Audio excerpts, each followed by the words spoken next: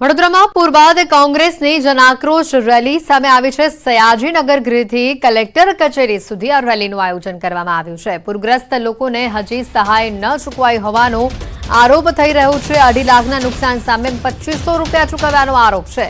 એક ઘરમાં 2.5 લાખથી 5 લાખ રૂપિયા સુધીનું નુકસાન થયું છે અને જેની સામે સરકાર માત્ર 2500 રૂપિયા ચૂકવી રહી છે। આ સહાય પૂરગ્રસ્ત લોકોને ચૂકવવામાં આવનાર હતી। રેલીમાં જોડાવા માટે તમામ લોકો કે જેઓને સહાય નથી મળી અથવા તો ઓછી મળી છે તમામ લોકોને રેલીમાં જોડાવા માટે કોંગ્રેસે અપીલ કરી છે। કોંગ્રેસ પ્રભારી મુકુલ વાસનિક, પ્રદેશ પ્રમુખ શક્તિસિંહ ગોહિલ આ રેલીમાં ઉપસ્થિત રહેશે। વિધાનસભા કોંગ્રેસ પક્ષના નેતા અમિત ચાવડા પણ રેલીમાં જોડાવાના છે।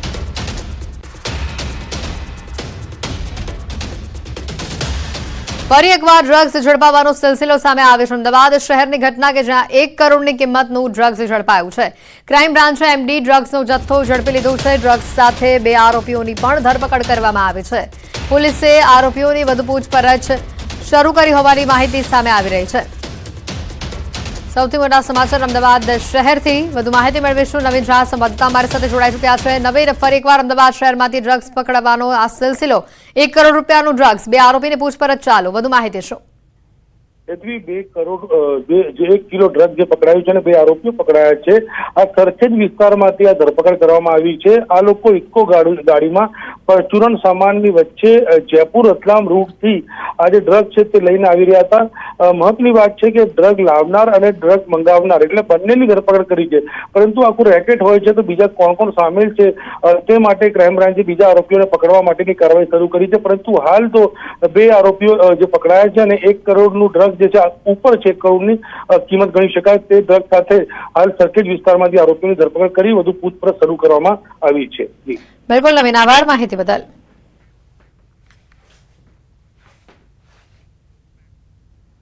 અને હવે વાત કરીશું અંબાલાલની અનરાધાર આગાહીની।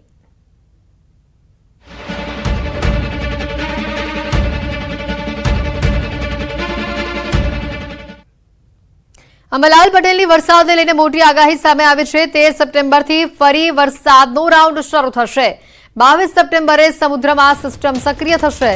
5 ઓક્ટોબર સુધી ગાજવીજ સાથે વરસાદ જોવા મળશે। અંબાલાલ પટેલની વરસાદને લઈને આ મોટી આગાહી સામે આવી રહી છે।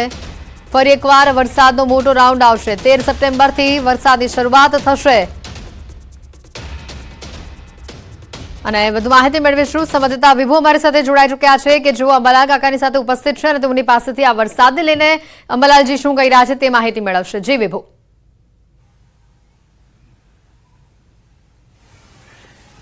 હેતવી, અત્યારે જે રીતે ઉત્તરા ફાલ્ગુની નક્ષત્ર છે તેની આવતીકાલથી શરૂઆત થશે અને ખાસ કરીને ચોમાસામાં નક્ષત્રો ખૂબ જ મહત્વના હોય છે અને વરસતા પણ હોય છે। એક પછી એક સિસ્ટમ બની રહી છે અને તેના કારણે પણ પાછોતરો વરસાદ થવાનું અનુમાન છે। ત્યારે આપણી સાથે છે હવામાન નિષ્ણાંત અંબાલાલ પટેલ। કાકા, ઉત્તરા ફાલ્ગુની નક્ષત્ર આવતીકાલથી શરૂ થશે તો વરસાદની કેટલી શક્યતાઓ? ઉત્તરા ફાલ્ગુની નક્ષત્રો હસ્તચિત્રા એ ચોમાસાના પાછલા નક્ષત્રો છે। ઉત્તરા ફાલ્ગુની નક્ષત્રમાં તારીખ 13 થી 18 સુધીમાં રાજ્યના ભિન્ન ભિન્ન ભાગોમાં વરસાદની શક્યતા છે અને આ વખતે ગરમી પડશે અને ગરમીના કારણે લગભગ સિસ્ટમો બનશે, એટલે તારીખ 13 થી 18માં એક વરસાદની શક્યતા છે। બીજી સિસ્ટમ 17 અને 18 તારીખે બને છે અને પછી સિસ્ટમ લગભગ 22મી સપ્ટેમ્બરે બને છે, ત્યારબાદ 3 ઓક્ટોબરે બને છે। એટલે 17-18મી સિસ્ટમ બનતા પુનઃ વરસાદ આવશે લગભગ 21, 22, 23માં અને ત્યારબાદની સિસ્ટમથી 22, 23, 24, 25માં વરસાદ આવવાની શક્યતા રહે છે। ત્યાર પછી 27 તારીખે હસ્ત નક્ષત્ર બેસે છે, એટલે હસ્ત નક્ષત્રમાં પણ ગાજવીજ સાથે ભિન્ન ભિન્ન ભાગમાં લગભગ થોડો વરસાદ આવવાની શક્યતા રહે છે અને ત્યાર પછી બેસે છે ચિત્રા નક્ષત્ર।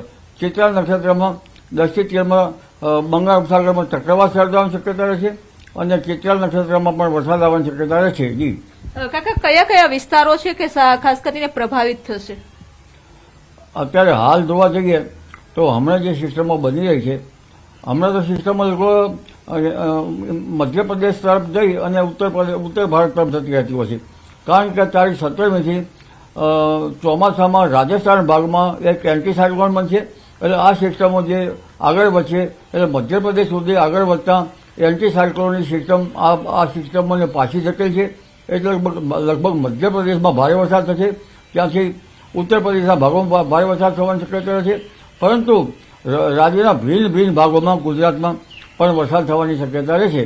જેમાં પૂર્વ ગુજરાતના ભાગોમાં થોડો વધુ વરસાદ થવાની શક્યતા છે, મધ્ય ગુજરાતના ભાગોમાં વરસાદ થવાની શક્યતા છે, ઉત્તર ગુજરાતના ભાગોમાં વરસાદ ઝાપટા પડવાની શક્યતા છે, બનાસકાંઠાના ભાગોમાં વરસાદ થવાની શક્યતા રહેશે.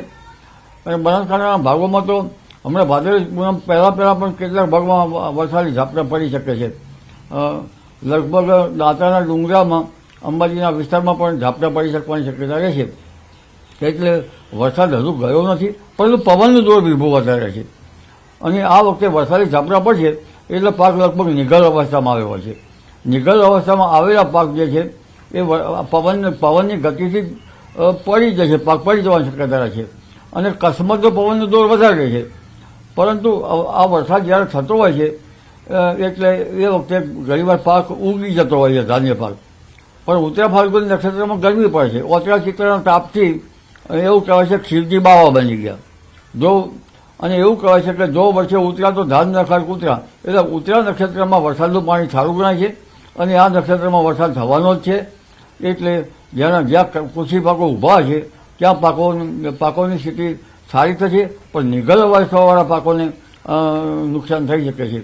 તો કહેવાય છે કે 27 તારીખથી હસ્ત નક્ષત્ર એટલે કે હાથીઓ બેસશે અને આ હાથીઓ પણ વરસતો હોય છે. તો ખાસ કરીને નવરાત્રીનો પણ સમય છે એ દરમિયાન, તો શું સ્થિતિ રહેશે? હાથીઓ એ ચોમાસાનું પાછલા નક્ષત્રો છે. લગભગ આ વખતે ભૂર પવન પાછો વળતો હોય છે, પરંતુ ચોખ્ખો ભૂર જ્યાં સુધી ન પાછો વળે ત્યાં સુધી ચોમાસાની વિદાય ગરમી નહીં, એ પરંપરાગત જ્ઞાન પ્રમાણે. અને આ જે છે સપ્ટેમ્બરની આખર તારીખમાં હોય છે. ભૂર પવન આવશે, ભૂરના લહેરા આવશે, વરસાદ આવશે. પણ તારીખ 27 સપ્ટેમ્બરથી 5મી ઓક્ટોબર વચ્ચે ગાજવી સાથે વરસાદ થવાના કેટલા ભાગમાં શક્યતા રહેશે. અને 5મી ઓક્ટોબર આસપાસ સાગર કાંઠે પવનનું જોર વધારે રહેશે. ત્યારબાદ 10મી ઓક્ટોબર ચિત્રા બેસશે. 10 થી 13 ઓક્ટોબર વચ્ચે વરસાદ તો થશે, પણ બંગાળ ઉપસાગરમાં ચક્રવાત સર્જવાની શક્યતા રહેશે. અને ત્યાર પછી લગભગ ચક્રવાતોનો મરઝાર શરૂ થવાની શક્યતા રહેશે. શરદ પૂર્ણિમાની રાત્રે ચંદ્ર જો શ્યામ વાદળોમાં ઢંકાયેલો હશે આખી રાત, તો પણ સાગરમાં હલચલ જોવા મળશે. એટલે વરસાદ જે છે પાછોતર વરસાદ પણ થશે. અને જેના કારણે આપણે કહ્યું એમ નવરાત્રિના ભિન્ન ભિન્ન ભાગોમાં અસર થઈ શકે છે. ચિત્રા નક્ષત્રમાં થોડુંક વરસાદી ઝાપટા વધારે રહી શકે છે. એટલે ક્યાંક ત્યાંની પણ અસર થવાની સંભાવના રહેશે. જી, તો કાકા નવરાત્રીનો જે સમય હોય છે અને ચોમાસું પાક પણ નીકળવાની તૈયારીમાં હોય છે, તો નુકસાન થશે? પાછોતર વરસાદ જે છે એ જે કૃષિ પાકો નિગલ અવસ્થામાં ના હોય તેને ફાયદો કરે. ધારો કે જુવાર છે એ કેટલીક એમાં દૂધનો દાણો ન ચડ્યો હોય તો એ સારી થાય. અન્ય પાકો ઘાસચારાના પાકો જે છે એ સારા થાય. પણ પવનના જોરના કારણે જે ઊભા પાકો જે છે એ ધાન્ય પાકો અથવા તો આંબાની કલમો એ પડી જવાની શક્યતા રહેતી હોય છે. એટલે બાગાયતી પાકોને નુકસાન થવાની શક્યતા રહેતી હોય છે, ઊભા કૃષિ પાકોને નુકસાન થવાની શક્યતા રહેતી હોય છે. અને ખેતરમાં પડેલા પાથરાઓ જે છે એ વરસાદ થાય અને ગરમી વિષમ હવામાનની વિપરીત અસરના કારણે ખેતરમાં પડેલા પાથરાઓમાં ઝેરી જીવજંતુઓ પડતા હોય છે. તો કાકા લાગે છે કે હવે જે પાછોતર વરસાદ પણ થશે અને કહેવાય છે કે પૂનમ પછી જે પાક છે, ચોમાસું પાક છે એ કાઢવો જોઈએ, કે પાછોતરો બી પૂનમ પછી પણ વરસાદ થવાની શક્યતાઓ રહેશે? પૂનમ પછી પણ વરસાદી ઝાપટા પડવાની શક્યતા રહેશે. અને આમે ધાન્ય પાકો વગેરે લગભગ દિવાળીની પહેલા આસપાસ જ કાઢવામાં આવતા હોય છે. એટલે લગભગ ધાન્ય પાકો કાઢવાની તૈયારી છે ત્યાં વરસાદ થોડોક સમી ગયો છે. એટલે ધાન્ય પાકો જે કોઈ બહુ આગળ વાવેલા હોય તો એ નવરાત્રિમાં આવી શકે. પરંતુ નવરાત્રિમાં આ વખતે વરસાદ ઘણો રહ્યો છે એટલે કદાચ ધાન્ય પાકો નિગલ અવસ્થામાં દિવાળી પછી પણ કદાચ આવી શકે એવું પણ કંઈક બની શકે. તો એક પછી એક સિસ્ટમ બનવાની છે અને તેના કારણે સપ્ટેમ્બરમાં તો વરસાદ રહેશે, પરંતુ ઓક્ટોબરમાં પણ અને ખાસ કરીને નવરાત્રી દરમિયાન પણ અમુક વિસ્તારમાં વરસાદ રહેવાની શક્યતાઓ વ્યક્ત કરી છે. બિલકુલ વિભુ, આભાર માહિતી બદલ. સુરત જિલ્લામાં ફરી એકવાર વરસાદી માહોલ જામેલો જોવા મળી રહ્યો છે. પલસાણા પંથકમાં વરસાદી માહોલ જોવા મળી રહ્યો છે. કડોદરા, ચલથાણ, કરણ સહિતના ગામડાઓમાં વરસાદ જોવા મળી રહ્યો છે. કાળા ડિબાંગ વાદળો સાથે વરસાદ હાલ આ વિસ્તારોમાં જોવા મળી રહ્યો છે. 2 દિવસના વિરામ બાદ ફરી એકવાર મેઘરાજાની સવારી આ વિસ્તારમાં આવી પહોંચી છે.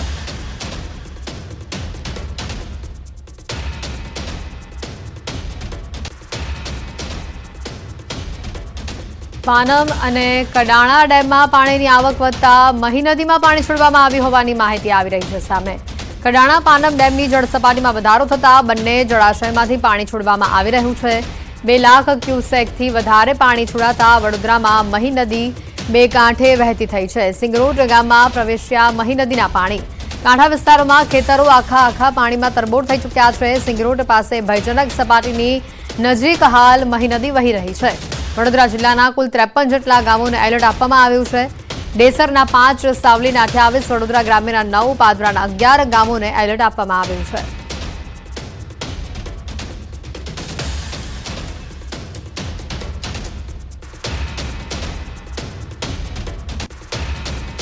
તો આ સાથે જ સરદાર સરોવર ડેમની સપાટીમાં પણ વધારો થયેલો જોવા મળી રહ્યો છે. નર્મદા ડેમની સપાટી 135.67 મીટર પર પહોંચી ચૂકી છે. ફરી નર્મદા ડેમના 15 દરવાજા 1.9 મીટર સુધીના ખોલવામાં આવ્યા છે. ઉપરવાસથી પાણીની આવક થતા સપાટી વધી છે. વડોદરા, ભરૂચ અને નર્મદાના 42 ગામોને એલર્ટ આપવામાં આવ્યું છે. નર્મદાની જળ સપાટીમાં વધારો થઈ રહ્યો છે. નર્મદા ડેમની સપાટી હાલ 135.67 મીટર છે. મહેસાણાથી વિગતો આવી રહી છે. ધરોઈ ડેમમાં 75% વધુ જળ સંગ્રહ હોવાની માહિતી. ધરોઈ ડેમમાં 75.03% જળ સ્ટોક થયો છે. ધરોઈ ડેમની સપાટી 615.22 ફૂટ પર પહોંચી છે. ધરોઈ ડેમની ભયજનક સપાટી કુલ 622 ફૂટ છે. ધરોઈ ડેમમાં 4300 ક્યુસેક પાણીની આવક થઈ છે. ધરોઈ ડેમમાંથી મહેસાણા, પાટણ અને બનાસકાંઠામાં પાણી અપાય છે. 10 શહેરો અને 1007 ગામ અને પરાને અપાય છે પીવાનું પાણી, જેમાંથી 9 શહેર અને 538 ગામ એવા છે કે નિયમિત ડેમનું પાણી તેમાં વપરાશમાં લેવાય છે.